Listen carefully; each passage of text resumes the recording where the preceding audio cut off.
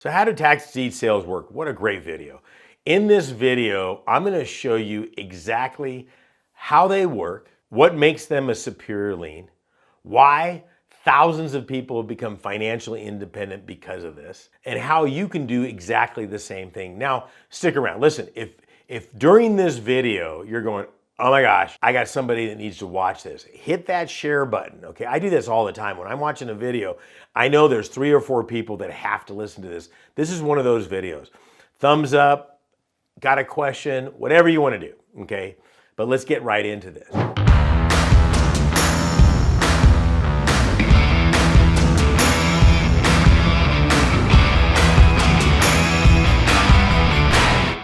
So let's first of all start off with the dynamics of it. What is a tax deed certificate on a property, or a tax deed property, I should say? So every property will eventually go to a tax deed, sheriff's deed. There can be a number of different names on them. I'm not gonna get you in the weeds in this video. I want to get you like above the trees so you can go, oh, I can see how this works. I will be talking about certain places around the country. That is not a sign. What is it, the Monty Python? It's your sandal, take off your left sandal. It's not a sign that you need to go to that area. It just might fit good for that scenario. A lot of you that know my teachings over the last 30 years know that I use Waka Waka County because there's no such thing as Waka Waka County. So people don't do exactly what I just said not to do, which is think that you have to go to a particular county because I happen to mention it. It's simply for example. Tax deeds are good all over the place, okay? But the way the county approaches it is a little differently, okay? Again, not a great scenario, but we're going to take California. I say not a great scenario is because California has tax deed sales, but they only do them infrequently. They don't do them a whole lot. It's like, I've never done a tax deed in the state of California. I live here. Okay, I always tell people, if you think you're going to do this in your backyard, then you might as well stop and not do this. That's just not, it's a waste of your time. When you go duck hunting, where do you go? Where the ducks are. Okay, there ain't no ducks in California. But California is a good example for me of truly how a pure tax deed works. California does not require you to pay taxes on a property every year. Now, there's a penalty for not doing it, but they're not going to do anything for 5 years. At the end of 5 years, notifications, certified, all that stuff say, hey, dude, this thing is not good. You owe us money.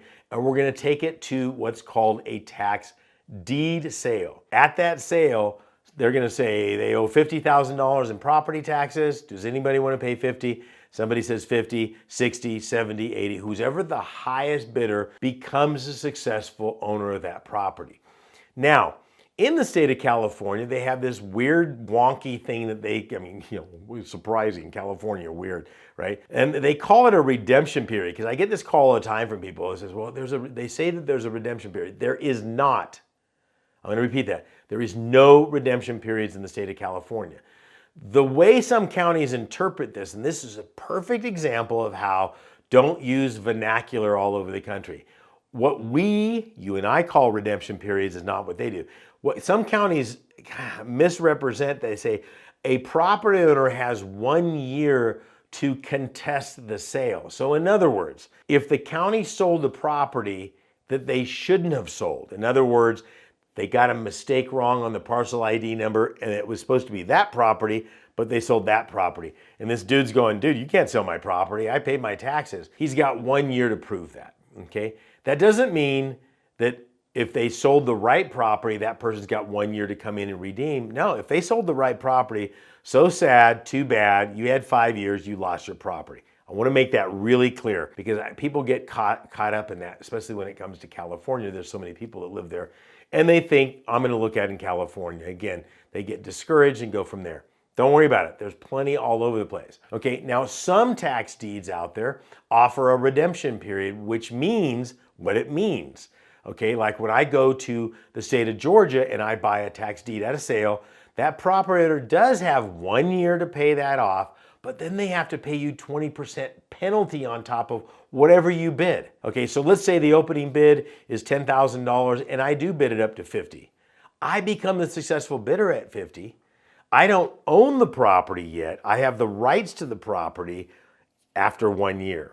But during that 1 year, that property owner has the opportunity to come in and redeem not what they owed in back taxes, but what you bid, which would be, in this case scenario, $50,000 plus a 20% penalty. Okay, so that's another $5,000 in my pocket for doing nothing. Now, if it goes 364 days and on the 365th day, I file for foreclosure, it immediately jumps up to 30% if they redeem during the foreclosure process. So it's a lien, but it really is a deed.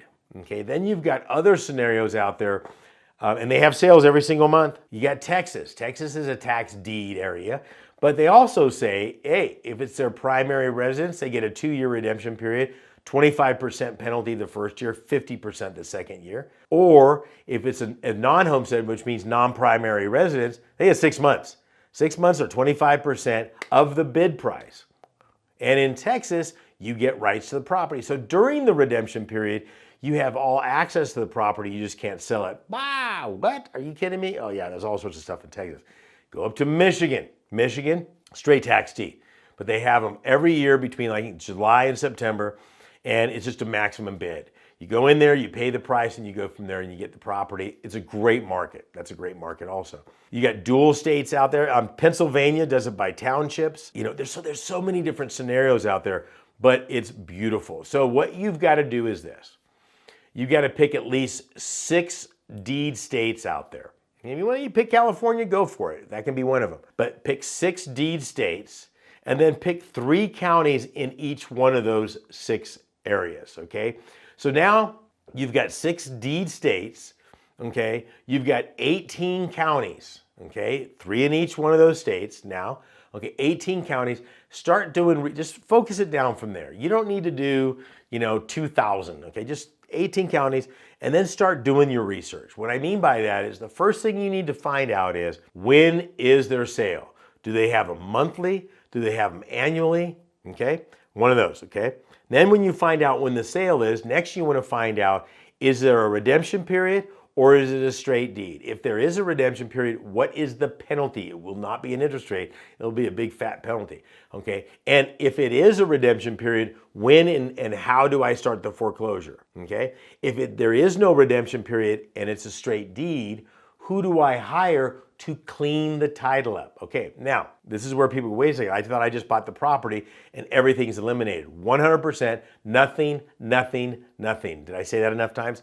Nothing will survive a tax deed sale. I don't care if it's the IRS or if it's the Bank of America, it will not survive. But the lien still appears on there.